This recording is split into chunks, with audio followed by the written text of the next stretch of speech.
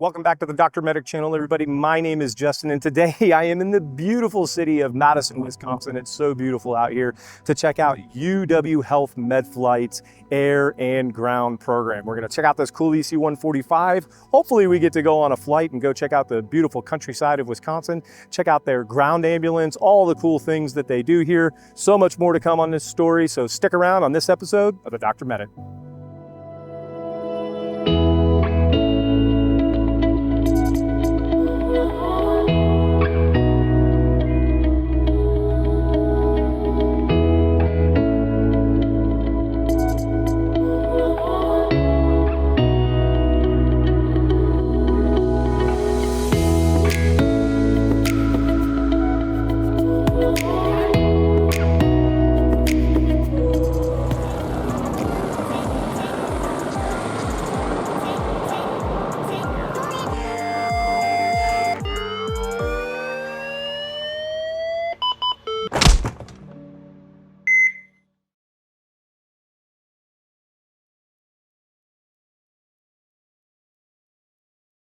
All right, so I'm here in this beautiful town of Madison, Wisconsin with the awesome Capitol back there behind me. Can you see it? Oh, there it is. Gorgeous Capitol, looks pretty cool from the top. Very, very symmetrical, sitting in the middle of this isthmus. Isthmus? Is there a TH in it? Is there a T at all? Isthmus. Yes, it's my first time dealing with an isthmus, both saying it and being on one. Sitting in the middle of the isthmus where all the other governmental buildings are, right here in the middle of the isthmus with Lake Mendota to the north and Lake Monona to the south. I hear all the cool people live down in the Lake Monona area. Is that right? But this dude in this moped almost got me. I love this weather.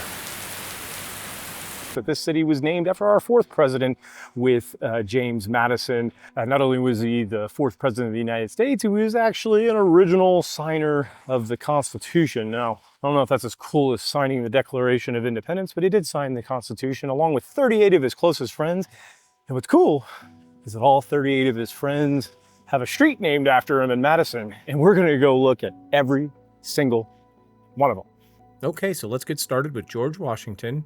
I'm just kidding, I don't have time for that, but there's like 38 streets, seriously, named after all 38 other signers. Besides Madison, he gets the city. It's not a colonial city, but it kind of feels colonial. I don't know why, just the architecture around me and kind of the age of the city. But there's about 290, 300,000 people that live in the city, and there's about 700,000 or 800,000 people that live in the metro area. And the city is kind of dominated by lots of culture and restaurants and all kinds of cool stuff over in the eastern part of the isthmus. And then kind of right here in the middle, like I said, is a lot of the government buildings, the Capitol, obviously. And you gotta eat lunch at the old fashioned. Look at the size of that green tomato. And then for dinner, a little hole in the wall called Tornado, where my onion ring was bigger than my steak. But the west side is dominated by the University of Wisconsin's Madison campus.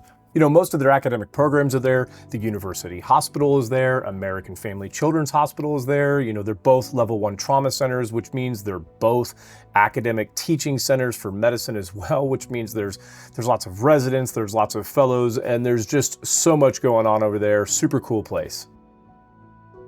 You know, so on my way out to Mineral Point Base, I got to drive through some of the prettiest countryside I think I've ever seen in my life. These beautiful rolling cornfields and soybean fields, beautiful hills and bluffs. And then somewhere in the middle of nowhere, I saw this awesome farm, and check out the top of this barn. America, baby. And then I stopped to say something probably very funny and very witty with this Amish guy going behind me, but my microphone wasn't on, so I don't know what I said. So like I said, we're out here at Mineral Point, which is about an hour drive southwest of Madison, Wisconsin. And so UW Health MedFlight has 5 transport units at 4 locations with 3 helicopters and 2 ground units. Hopefully we get to check out one of the ground units too. That might be part 2 in a different video. But for this one, we're gonna focus on this super cool EC145 behind us. So out of those 5 locations, their central location is actually at their main UW Health hospital, their University Trauma Center that's in downtown Madison. And that's where they have one of their critical care ground units, which is their PEDS Neo team, which hopefully we'll get to talk more about if I get to go hang out with them. And I did get to hang out with them, so check out part 2. I'll leave a link in the description below. There's another critical care ground unit about maybe another hour southeast of Madison in Janesville, but that base also has a helicopter. So they have a ground unit and a helicopter at that base. On the north side of Madison in a town called Portage, there's another helicopter. And then of course, here at this base, we have this EC145. There's no ground unit here, but we're out here at Mineral Point. So that racks up the 3 rotor wing locations and the 2 locations that have ground ambulances. And I was super lucky and we did catch a flight to Madison. Listen to this great communication and listen to how this pilot does his checklist. Check. I got you now. Okay. All right, dispatch number's good. We're green. Cell phones, make sure you guys are all off airplane mode. Heli status is set. Twist grips are up. Engine transmissions are checked. Voltmeter is less than 30.5. Warning and caution. I got one advisory, one caution. Both okay. Fuel to get us to UW, and flight controls are being locked. You guys are ready. Walk around. Light. Doors closed. Seatbelts. Buckle times 3 Equipment for Valiant AGs. is all secure. The first half of that cross-check is done from the pilot to the physician, but the second half is actually coming from the physician who's doing the checklist with the pilot doing the cross-check up front. Listen in. And oxygen? Off. Pre-takeoff checks? Are complete. Area? Clear all the way around. Clear left and behind, and sterile cockpit. Thank you. Base, Med 2's getting ready to lift. 5 of us on board, headed to the UW. Flight controls and CG are good. Nose left, tail right. Super smooth liftoff, and then we moved over to the runway and did this beautiful, smooth departure. And look at the 1,200-foot view of Wisconsin. Absolutely beautiful in the summertime, gorgeous. And then we flew over downtown Madison, coming in from the north over Lake Mendota. Beautiful view of their football stadium. Looks like they're getting ready for a concert. Y'all know me, I'm a Sooners fan, but when in Rome, go Badgers! This medical complex is absolutely ginormous and very smooth and comfortable and a nice, easy descent onto the helipad.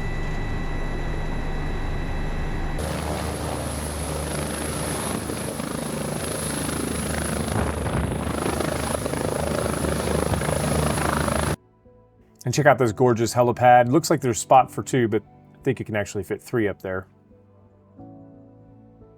And I was actually kind of surprised by this, but they have not 1 but 2 hangars on top of their hospital.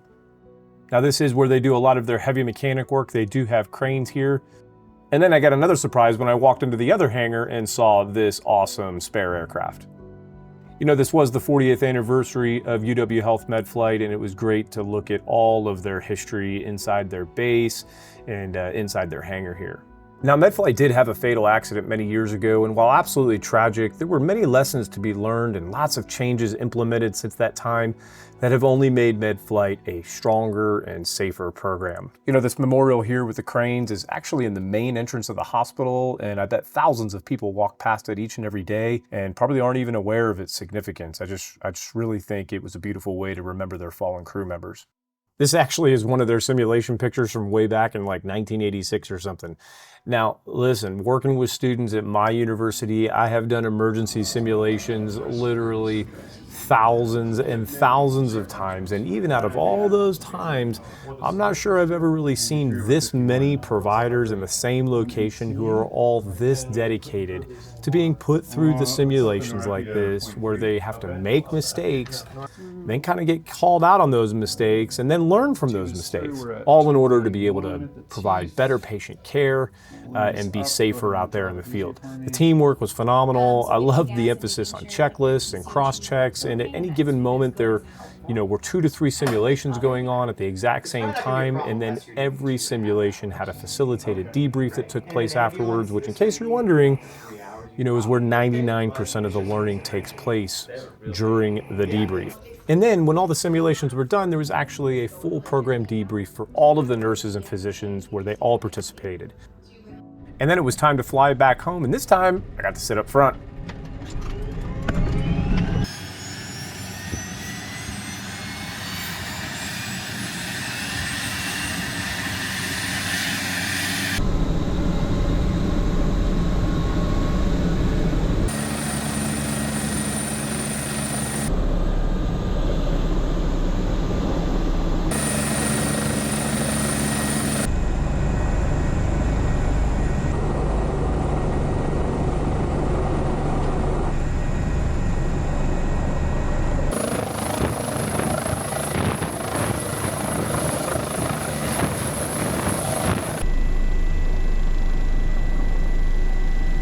Once again, the pilot was super methodical with his checklist, super safe, wonderful communication, and we headed out over the isthmus to fly over the Capitol and head back home.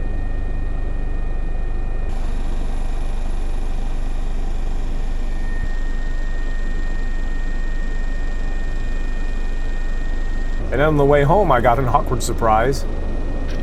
Epic right over there, which is just a little bit off to the left, so. Yes, pretty much everything you see below in all of that construction and every one of those buildings is home to the one and only Epic software. I'm sure all you nurses and physicians will understand.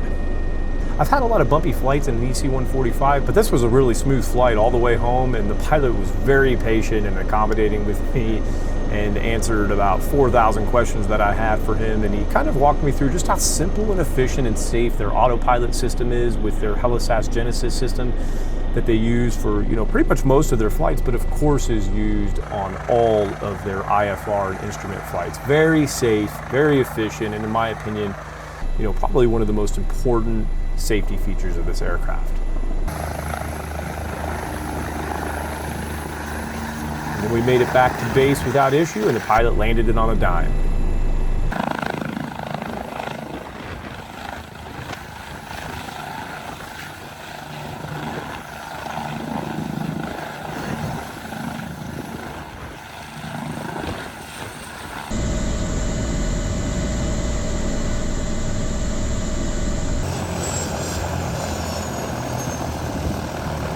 Time to refuel.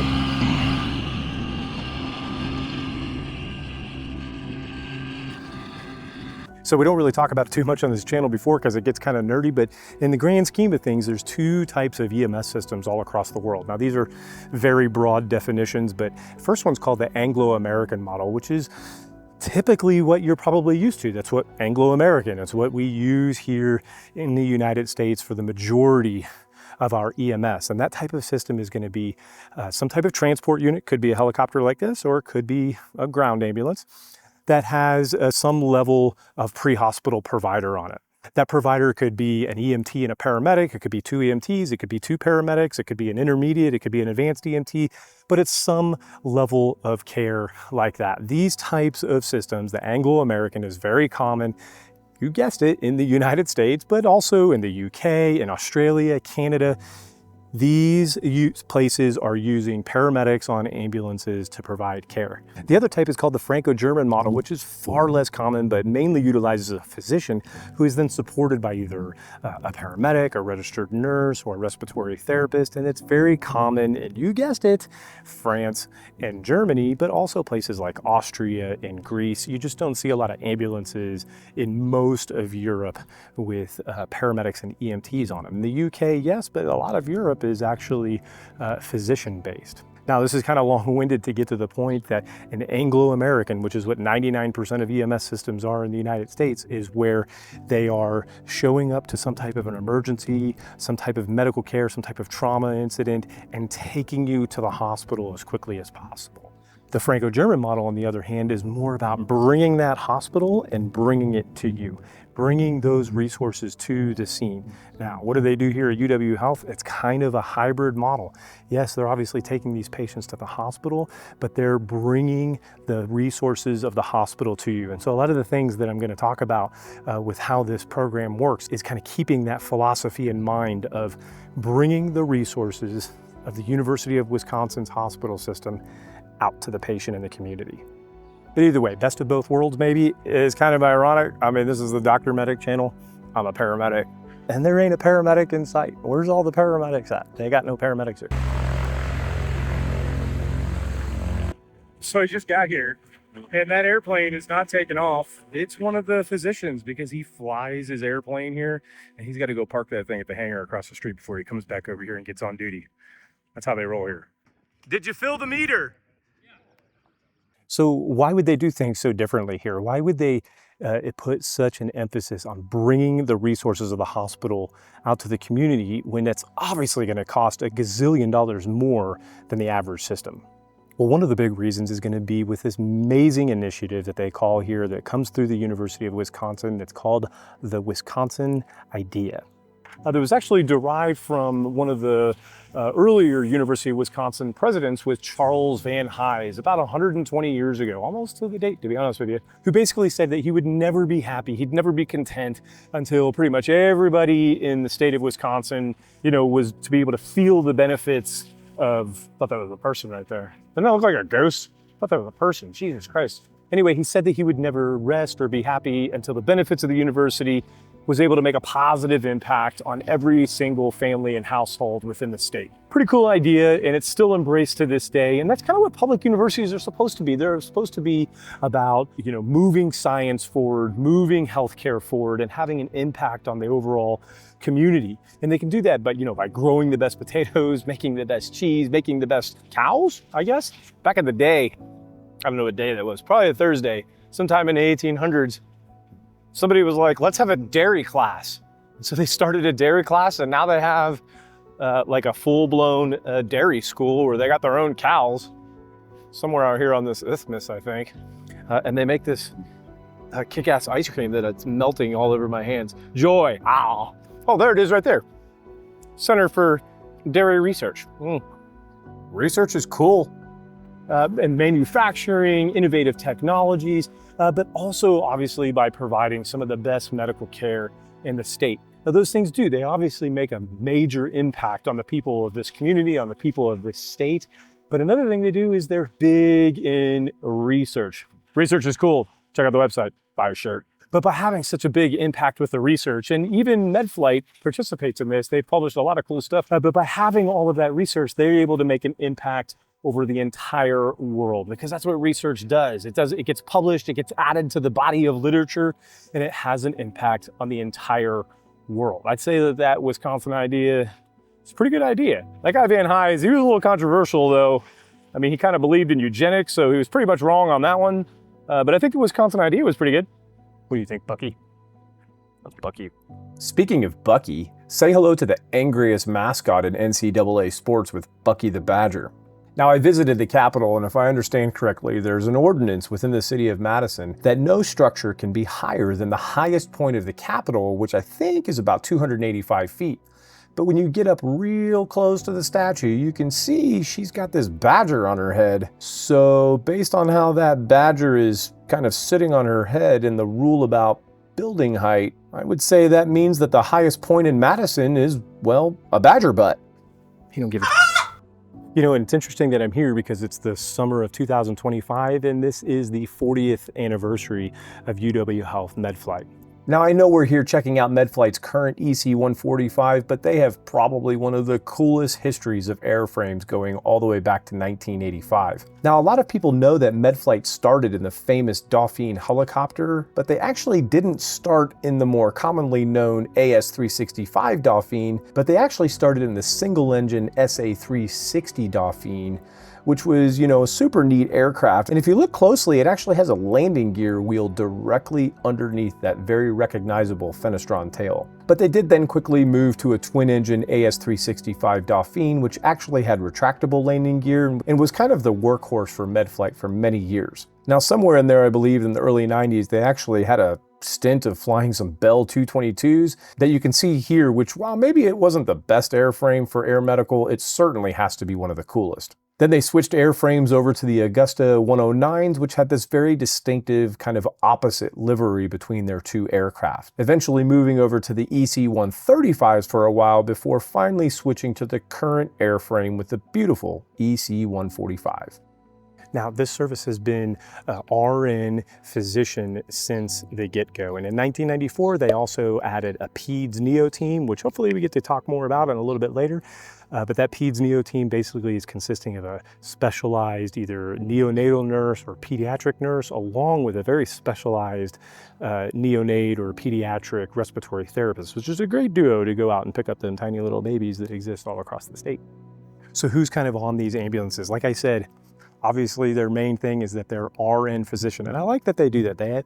They went out of their way to tell me that this is not a physician RN program, it's a RN physician program. And I think it's just kind of leading to the teamwork between the nurses and the physicians that work here. Now, I've chatted about some other programs across the country, super cool programs that have physicians on board. But one thing that's really unique here is that these physicians, it's not a part of the residency program. So they're not just kind of temporary, which is still a super cool thing to have emergency medicine residents, you know, running 911 calls and doing cool transfers like this.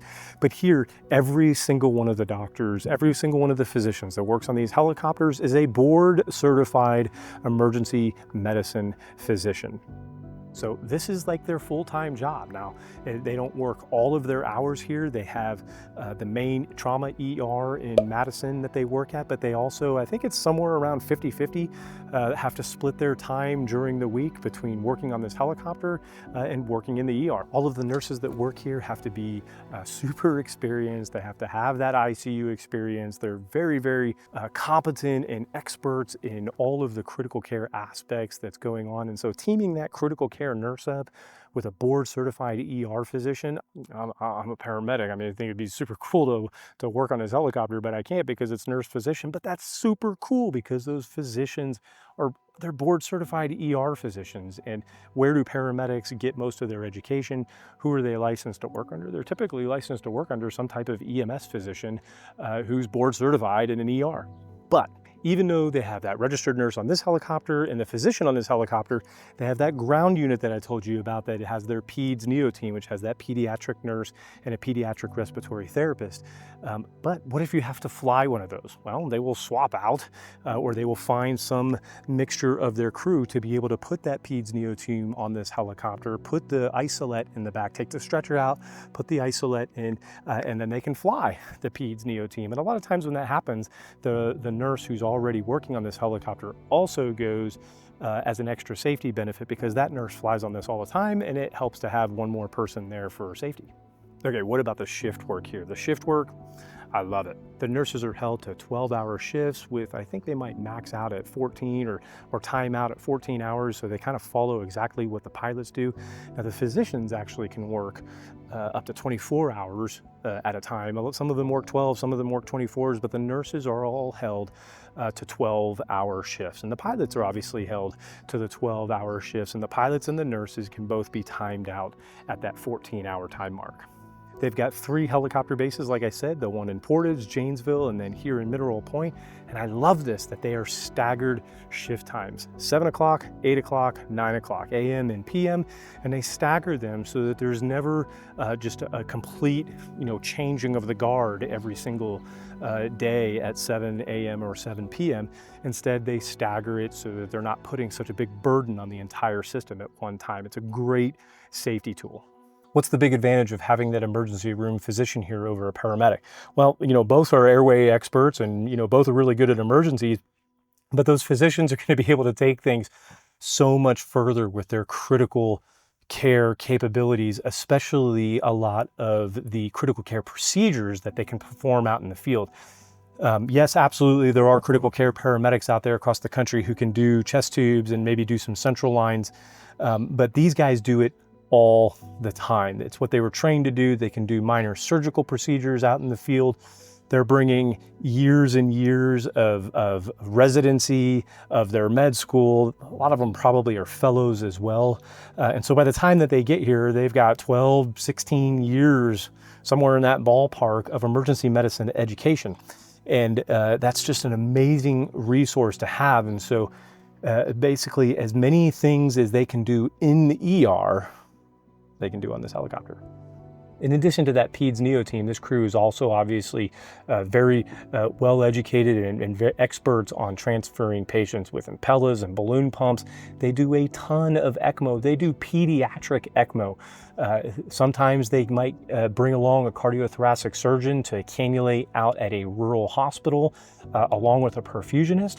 But if the person's already cannulated, like if the rural hospital already cannulated them, they would only need to bring a perfusionist, and the rest of the crew can obviously handle that because there's a critical care nurse and a physician here. One of the things that I love here that they're doing clinically is they're actually carrying 4 units of whole blood. Now, I love that the programs across the country that are carrying 1 or 2 units of packed red blood cells, or, you know, where I'm from, they just started carrying 1 unit of whole blood out in the field, which is a pretty progressive thing. But you know what? A lot of times when people need blood, they don't need just 1 unit. They need 2 units, 3 units, 4 units. Well, they carry 4 here, and it's not uncommon for them to give 3 or 4 units of whole blood. That's a very, very big and expensive and valuable resource, and they are able to bring that straight to the patient out in the field. Now let's talk a little bit about the operator. The operator here, like I said, is Metro Aviation, but this service goes all the way back to 1985, and I believe their first operator was Corporate Jets, or CJ Systems, which was a huge conglomerate of air medical systems across the country. Now, CJ Systems was acquired by Air Methods, I think, in 2007, and it really was one of the big things that pushed Air Methods into just having such an expanse over the country when it comes to air medical, and that happened in 2007. And so after Air Methods acquired CJ Systems in 2007, Medflight here used Air Methods as their provider up until I think about 2019, and then they switched to Metro Aviation, which is who they still use today. Like I told you, they provide the helicopter, the pilots, and the mechanics. And always one thing that I love to say about Metro Aviation, you got to remember, they're not in the medicine business, they're not in the building business, they're in the aviation business, right? So they put these badass helicopters together, provide the pilots and do all the training for the pilots, and the mechanics are employed by Metro. And typically with Metro, at least as far as I know, pretty much all of their customers that they have, the med crew are typically employed by somebody else, whether that's a hospital or a ground EMS unit or something like that. Now let's talk a little bit about the helicopter itself. Now, remember that even though this is an EC145, its technical name is a BK117C2 model. Now, the original BK17, which was originally made by Messerschmitt Bölkow Blohm, otherwise known as MBB, which is a company out of Germany that partnered with Kawasaki out of Japan. That eventually merged into what you guys know as Eurocopter out of France, which Eurocopter eventually was then acquired by Airbus.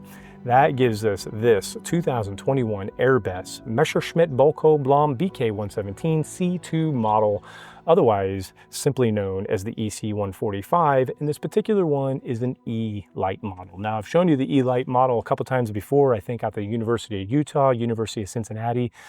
There's a couple small changes, but one of the big ones is going to be kind of the removal of the big, heavy automatic flight control system that kind of comes standard on an EC145 and replaces it with the Helisas Genesis system, which still has, you know, full stability augmentation capabilities and still is certified for full IFR flights with a 2-axis autopilot system that can hold altitude, it can hold attitude, it can hold vertical speed, and it can navigate you by your heading, it can navigate you by tie into your GPS system and fly you to your GPS waypoint.